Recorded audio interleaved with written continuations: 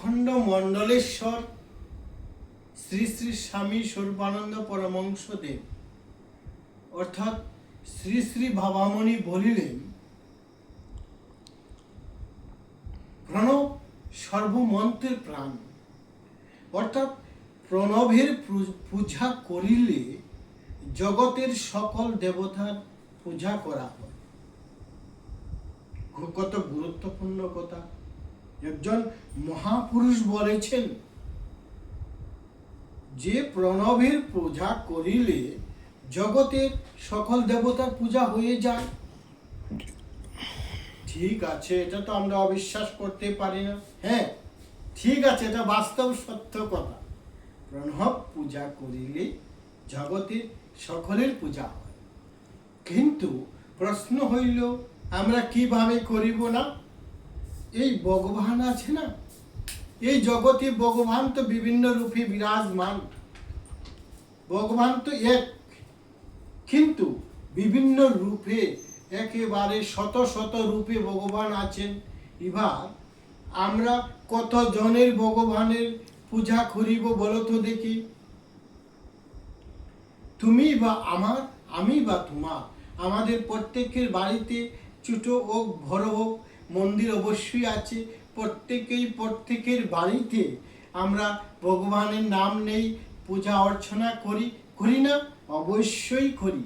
কিন্তু প্রশ্ন হইল যে আমরা কত জনের পূজা করিব?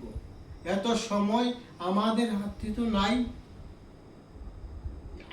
আমাদের ক্ষেত্রে বা তোমাদের ক্ষেত্রে যে মন্দির আছে না, প্রত্যেকের বাড়িতে আছে না মন্দির, ভগবানের পবিত্র মন্দির অবশ্যই আছে। এই মন্দিরে আপনি শত দেবতার পূজা করিতে পারিবেন ও পারিবেন না। শত দেবতার মূর্তি একসঙ্গে বসিয়ে পূজা করিবে বা করিতে পারিবেন? সম্ভব না। সেজন্যই বাবামণি বলেছেন, অখণ্ড মণ্ডলেশ্বর শ্রী শ্রী স্বামী স্বরূপানন্দ পরমহংসদেব এই কথাই বলেছেন যে তুমি তোমার মন্দিরে বা তোমার বাড়িতে যে এই প্রণব মন্ত্রের একটি মাত্র প্রণব মন্ত্র অর্থাৎ শ্রী বিগ্রহ বসিয়ে তুমি পূজা করো। পূজা করলে কি হবে জানো? এই বিগ্রহ পূজা করিলে জগতের সকল দেবতার পূজা হয়ে যাবে। হ্যাঁ, যাবে। কিন্তু কিভাবে? এই পূজা করার জন্য এই অন্তরে বা এই মনের মধ্যে প্রচণ্ড বিশ্বাসের প্রয়োজন। যদি বিশ্বাস না থাকে কোনো মতে সম্ভব না। আর যদি বিশ্বাস থাকে তবে সম্ভব। একজনের পূজা করলেই শত দেবতার পূজা হয়। আর যদি বিশ্বাস না থাকে, শত দেবতার মূর্তি বসিয়ে পূজা করিলেও কোনো দেবতার পূজা হবে না। তাই শ্রী শ্রী বাবামণি বলেছেন যে এই অখণ্ড বিগ্রহ অর্থাৎ শ্রী শ্রী বাবামণির প্রাণপ্রিয় অনুষ্ঠান সমবেত উপাসনার মাধ্যমে জগতের সকলের পূজা হয়। জগতের সকল দেবতার পূজা হয় না? অবশ্যই হয়। কিন্তু এই কথাটি, এই যে গুরুত্বপূর্ণ শ্রী শ্রী বাবামণির কথাটি আমরা কিভাবে বুঝিব, আমরা কিভাবে কাজে লাগিব? তাই বাবামণির প্রত্যেকটি সন্তানেরই মনে দৃঢ় বিশ্বাস আছে, দৃঢ় বিশ্বাস অবশ্যই থাকে, অবশ্যই থাকবে।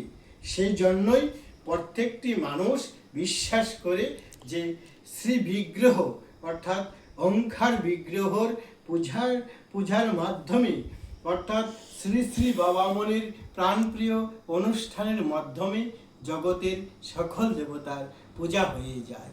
এত আনন্দ অনুষ্ঠান পাবে কি একজন এত বড় মহাপুরুষ সমবেত উপাসনার মাধ্যমে সবার সামনে সমসাধক হয়ে জগতের সমবেত উপাসনা করবে, জগতের সকলের মঙ্গল কামনা করবে।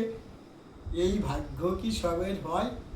হ্যাঁ, একজন এত বড় মহাপুরুষ সবের সঙ্গে একই থামে, তাই একই সময়ে সমবেত হয়ে তার শিষ্যদের সঙ্গে একই টাইমে বসে সমবেত উপাসনা করিবি।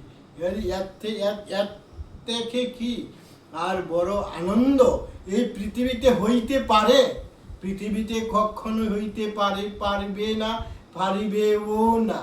তাই অখণ্ড মণ্ডলেশ্বর শ্রী শ্রী স্বামী স্বরূপানন্দ পরমহংস দেবের একটু গান গাই। একটু গান বলতে একটু হরিওম গাই।